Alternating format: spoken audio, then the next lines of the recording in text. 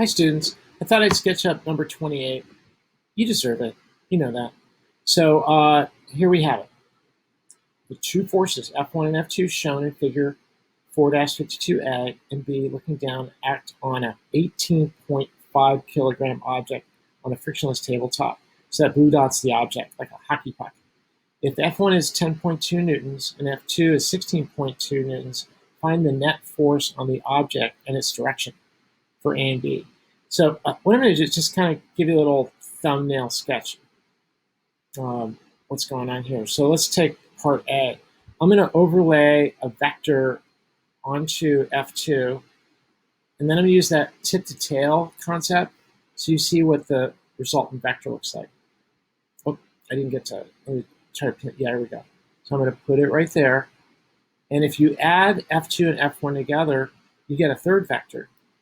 Okay, the third vector connects from the object out to that tip. So this is the net force and the acceleration. Okay, this vector here. That's the net force and the acceleration. Likewise, for B, let's treat that in the same manner. I'm going to take F2. I'm going to draw an overlay vector on F2, and then I'm going to add the tail of F2 to the tip of F1.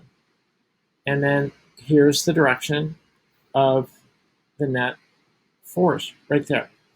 So that's the net direction of the net force, but it's also the direction of the net acceleration, or the acceleration that ensues as a result of that force.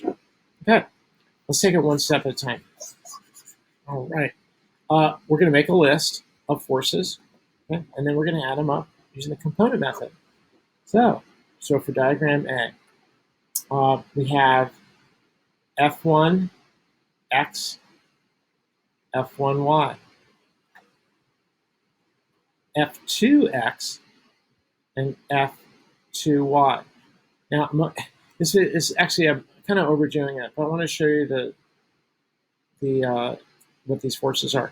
Now, F1x is on the negative x terminal, so it's equal to negative 10.2 newtons. F1y, well, F1 doesn't have a y component, so that's equal to 0. F2x, F2 is completely on the negative y terminal. It too doesn't have an x component, so that's 0. And F2y, since pointing down on the negative y terminal, it's minus 16 newtons. Okay, so this is pretty straightforward. What we have here is the net force is going to be minus 10.2 squared plus minus 16 squared. Now that only gives you the magnitude. That only gives you the magnitude. The angle that the net force makes with respect, okay, to, in this case, we're going to probably get with respect to the negative x terminal. So when you calculate that theta, you can get a negative value. And what that is an angle that starts on the negative x terminal and continue counterclockwise until you reach that angle. Okay. So that angle, the direction theta, is our equation friend. The inverse tangent, in this case, of F2y over F1x. So it's the y component over the x component in this case. Now, I'm going to let you plug in the numbers. Okay, I'm not going to do it for you, but I'll let you plug in the numbers. I know you can do it. It's not that I don't want to do it. I don't want to take up too much time. So calculate the square root of 10.2 squared plus 16 squared. And the inverse tangent of the y component over the x component, in this case, is F2y over F1x. Make sure you are in degree mode. All right, for B, we have to split these two vectors up into their components. Now, F1 has both an x and a y component. So here's F1x.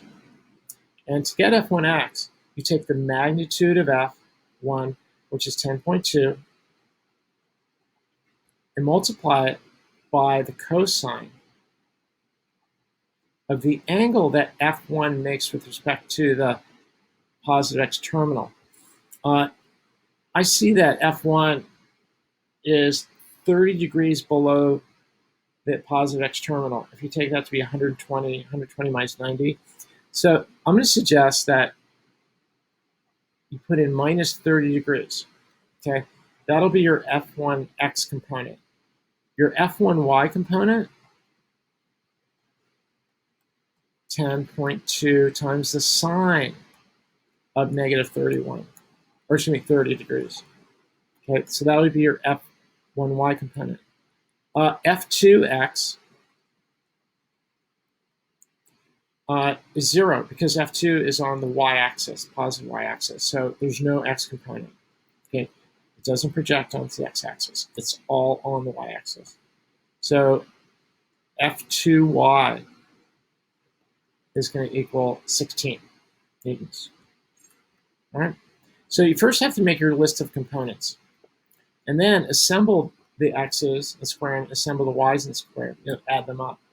So I didn't get around to calculating 10.2 cosine negative 30 or 10.2 sine negative 30. I'm gonna let you do that. But in general, to get the net force for part B, you're going to add up the x components and square them, and there's only one. And you're going to add up the y components and square them. Now, there are two of them.